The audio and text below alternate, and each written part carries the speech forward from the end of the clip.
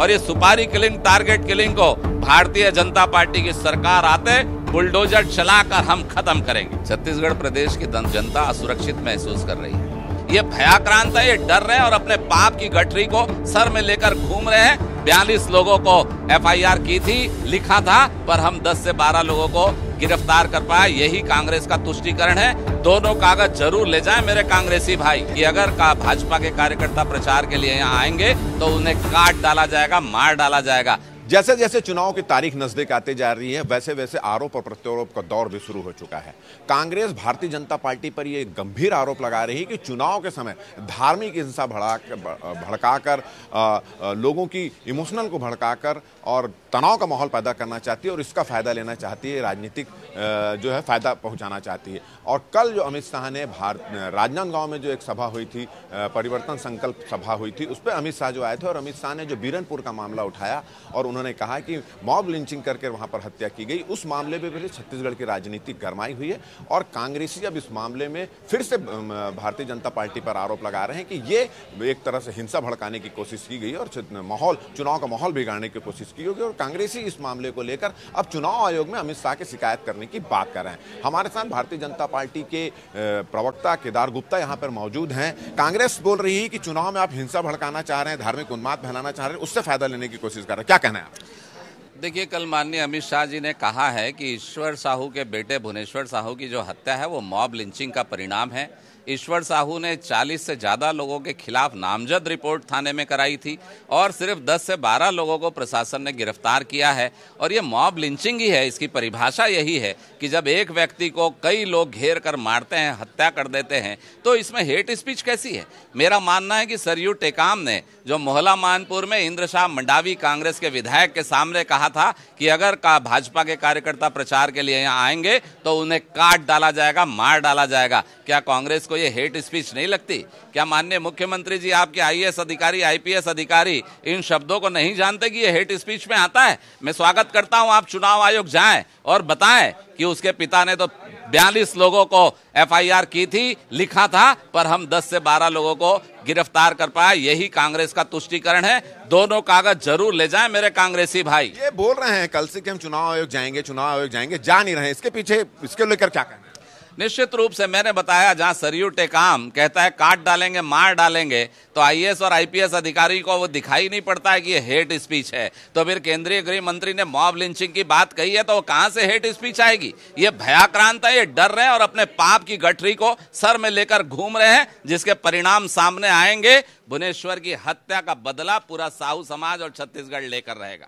कांग्रेसियों का यह भी आरोप है कि कोई सामान्य घटना होती है, कहीं हत्या हो जाती है, कहीं कुछ घटना हो जाती है, तो आप उसको राजनीतिक रूप देने की कोशिश करते हैं। जैसे आपने बस्तर में अपने 6 कार्यकर्ताओं की हत्या का, सुपारी टारगेट किलिंग का आरोप लगाया। प्रदेश में कहीं भी घटना हो रही तो आप उसको टारगेट किलिंग या सुपारी किलिंग की बात कह देते हैं। इस तरह का वो आरोप कर रहे हैं। मतलब कुल मिलाकर चुनावी जो शांति उसको भड़काने की आप कोशिश कर रहे हैं, इस तरह के बयान देकर ये आरोप लगा रही है। राजेश जी, छत्तीसगढ़ प्रदेश की जनता असुरक्षित महसूस कर रही है, भयाक्रांत है। आपने भी कभी, छत्तीसगढ़ में इतने सीनियर पत्रकार हैं, आपने नहीं सुना होगा कि ये टारगेट किलिंग क्या होती है। और अगर उसको नक्सलवाद की आड़ में राजनीतिक भय बनाने के लिए यहाँ की भारतीय जनता पार्टी के कार्यकर्ता बस्तर में ना घूमे, नक्सलवादी सिर्फ हमारे कार्यकर्ताओं की हत्या करते हैं, तो क्या टारगेट किलिंग नहीं है? अरे अब तो उससे बढ़कर बात होने लग गई है।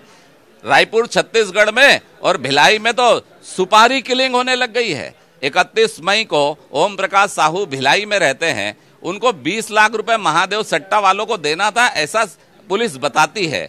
तो दुबई से उसकी सुपारी 10 लाख रुपए में दी गई, उसे उसकी स्कूटी में बांधकर तालाब में फेंक दिया गया और उसकी हत्या सिर्फ 10 लाख रुपए के लिए ये महादेव सट्टा ऐप जो दुबई में बैठकर छत्तीसगढ़ में सुपारी किलिंग करा रहे, उन्होंने मार डाला। अभी कल परसों की बात, कुरुद में गिरी परिवार के भाइयों का विवाद था। भाई ने दूसरे भाई को डराने के लिए या चमकाने के लिए कि संपत्ति मिल जाए, रायपुर से भाड़े के हत्यारों को बुलाया, सुपारी दी 1 लाख में और आखिर उनके भाई की हत्या कर दी गई। क्या ये सुपारी किलिंग नहीं है?